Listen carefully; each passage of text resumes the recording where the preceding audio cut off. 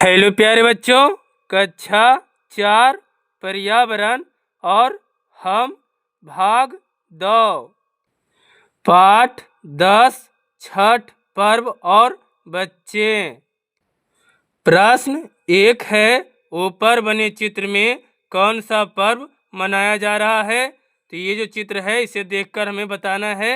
तो हमने लिखा है ऊपर बने चित्र में छठ पर्व मनाया जा रहा है।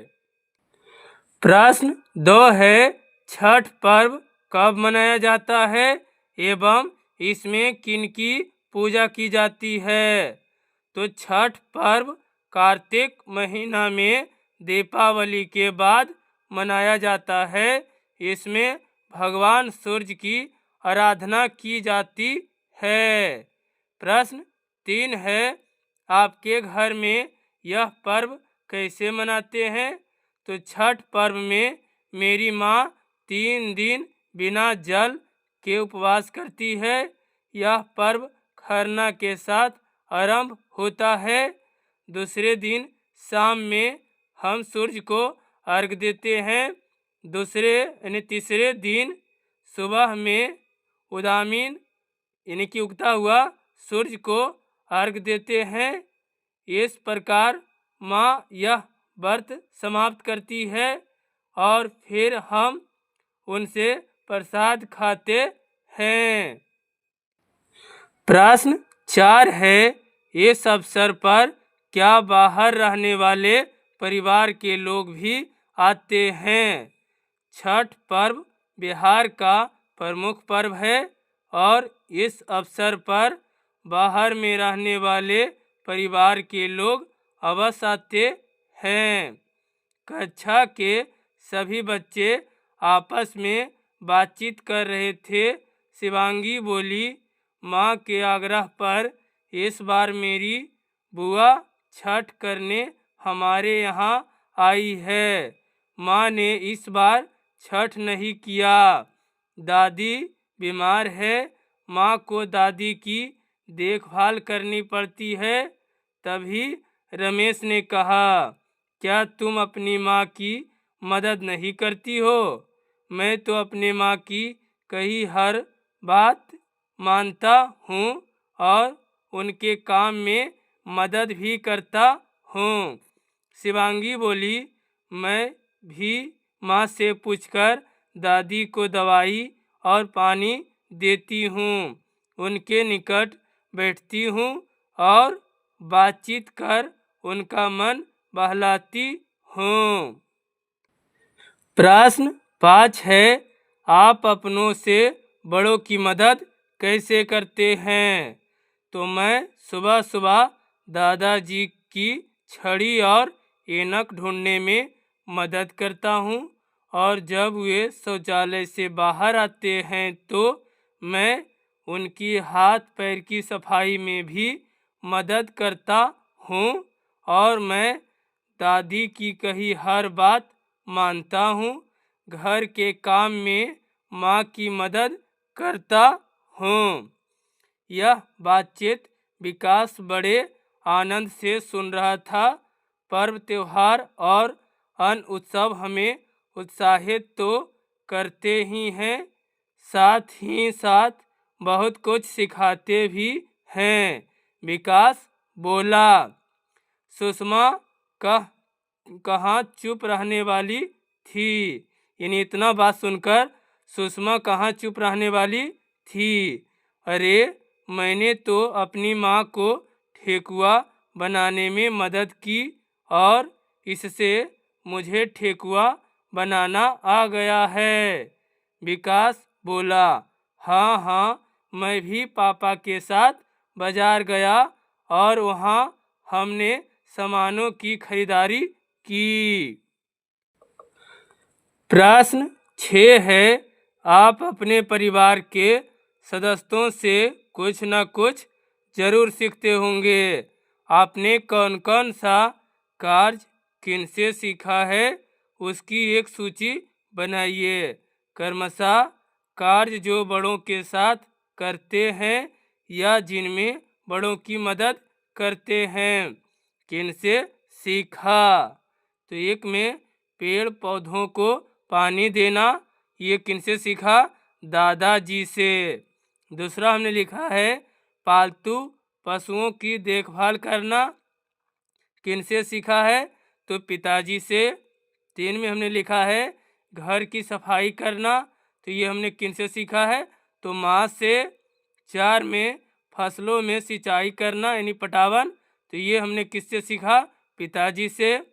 5 में खाना बनाना, तो किससे सीखा हमने? माँ से। 6 में दूसरों से विनम्रता पूर्वक बात करना, ये हमने किनसे सीखा है?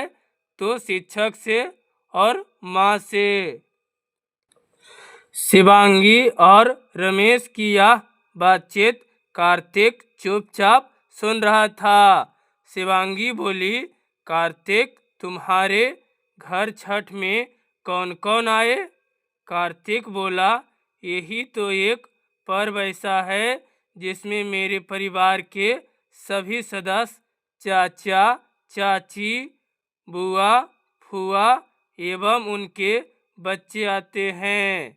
इस बार भी वे सभी लोग आए थे और हम सब लोगों ने खूब मज़ा किया। उनके चले जाने के कारण ही तो मन नहीं लग रहा है।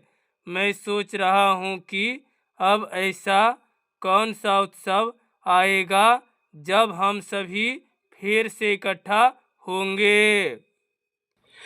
प्रश्न 7 है, आपके यहाँ भी ऐसे अवसर आते होंगे जब परिवार के सभी सदस्य एकत्रित होते होंगे, वैसे अवसरों के नाम लिखिए और इस तालिका को पूरा कीजिए। पर्व त्योहारों का और अन्य उत्सव, तो दुर्गा पूजा और विवाह, छठ, गृह प्रवेश, दीपावली, मुंडन संस्कार, मकर संक्रांति, जन्मदिन, होली, धार्मिक पूजा। कार्तिक यह जानने के लिए बेचैन हो रहा था, आखिर परिवार के सदस्य बाहर जाते ही क्यों हैं? रमेश बोला, रुपया पैसा कमाने के लिए, और किस लिए? रुपये ही से घर बनता है, कमीज पैंट आती है, इलाज होता है, भोजन मिलता है। शिवांगी जोर से हंसी और बोले, भला रुपया भी कोई खाता है? प्रश्न 8 है, आपके परिवार में भी रुपयों की आवश्यकता पड़ती होगी। यह रुपये आपके परिवार के लोग किस प्रकार कमाते हैं? 5 से 10 वाक्यों में लिखिए। तो हमने लिखा है कि मेरे दादाजी और पिताजी खेती के काम करते हैं। मेरे चाचा जी सरकारी विद्यालय में अध्यापक हैं, उन्हें सरकार से वेतन दी जाती है। मेरे बड़े भाई बाहर नौकरी करते हैं, उन्हें भी वेतन मिलती है। इस प्रकार ही मेरे परिवार के सदस्य रुपये कमाते हैं। ये प्रश्न का उत्तर सभी बच्चों का अलग अलग भी हो सकता है। प्रश्न 9 है, आपके परिवार में विभिन्न प्रकार के कार्य होते होंगे। कुछ कार्यों से आमदनी होती होगी और कुछ कार्यों से आमदनी नहीं होती होगी। आप खुद अपने दोस्त और आस पड़ोस के परिवार से बात कीजिए, पता लगाइए कि किस कार्य से आमदनी होती है तथा किस कार्य से नहीं। विभिन्न परिवारों में उस कार्य को करने का निर्णय कौन लेते हैं? कार्य की सूची, आमदनी, निर्णय करने वाले। हाँ या नहीं, अपना परिवार, दोस्त का परिवार और पड़ोस का परिवार। तो खेती या फसल लगाना, तो ये आमदनी का हाँ। अपना परिवार का निर्णय कौन करता है? तो दादाजी। दोस्त का परिवार पिताजी, पड़ोस का परिवार भैया जी। उसके बाद है खाना बनाना, तो खाना बनाने में आमदनी नहीं है। अपना परिवार तो माँ, दोस्त का परिवार माँ, पड़ोस के परिवार में दीदी। आगे है धान बेचना तो आमदनी हाँ। अपना परिवार में निर्णय कौन लेते हैं? पिताजी। और दोस्त के परिवार में दादाजी, पड़ोस के परिवार में पिताजी। बच्चे को स्कूल भेजना तो आमदनी नहीं है। माँ, चाची, माँ। मेला देखने जाना तो इसमें आमदनी नहीं है। अपना परिवार में निर्णय लेते हैं दादाजी, दोस्त के परिवार में पिताजी और पड़ोस के परिवार में पिताजी। पशु खरीदना तो इसमें आमदनी होता है। जब खरीदते हैं और उसे फिर बेचेंगे तो आमदनी होगा। और अपना परिवार में इसका निर्णय कौन लेंगे? तो पिताजी। और दोस्त के परिवार में दादाजी और पड़ोस के परिवार में दादाजी। कपड़े खरीदना आमदनी नहीं होगा, उसमें तो खर्च होगा। अपना परिवार में निर्णय लेगी माँ और दोस्त के परिवार में भी निर्णय लेगी माँ और पड़ोस के परिवार में लेगी निर्णय माँ। दाल सब्जी खरीदना आमदनी नहीं होगा। अपना परिवार में निर्णय लेगी माँ, दोस्त के परिवार में भी निर्णय लेगी माँ और पड़ोस के परिवार में इसका निर्णय लेगा बहन यानी दीदी। इस कार्य को करने में राशिद को बड़ा मज़ा आया।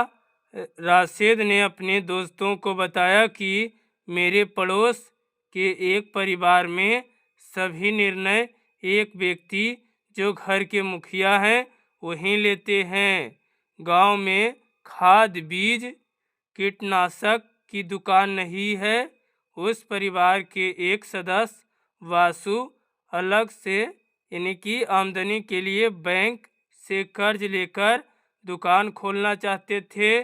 सभी लोगों के मन मान जाने के बावजूद घर के मुखिया यानी जो मालिक ने किसी की एक ना सुनी। उन्होंने दुकान खोलने से मना कर दिया। प्रश्न 10 है, बताइए। 10 का 1 है, आप वासु की जगह होते तो क्या करते? तो अगर मैं वासु की जगह होता तो परिवार के अन्य सदस्यों की मदद से परिवार के मुखिया को सहमत करने का प्रयास करता। 10 का प्रश्न 2 है, क्या आपके साथ कभी ऐसा हुआ है कि आप कुछ करना चाहते हैं पर घर के बड़ों ने मना कर दिया हो? हाँ, मेरे साथ तो ऐसा होता ही रहता है। जैसे कि छत पर पतंग ना उड़ाना, सड़क पर साइकिल ना चलाना, अकेले बाजार ना जाना, देर रात तक घर से बाहर ना रुकना इत्यादि।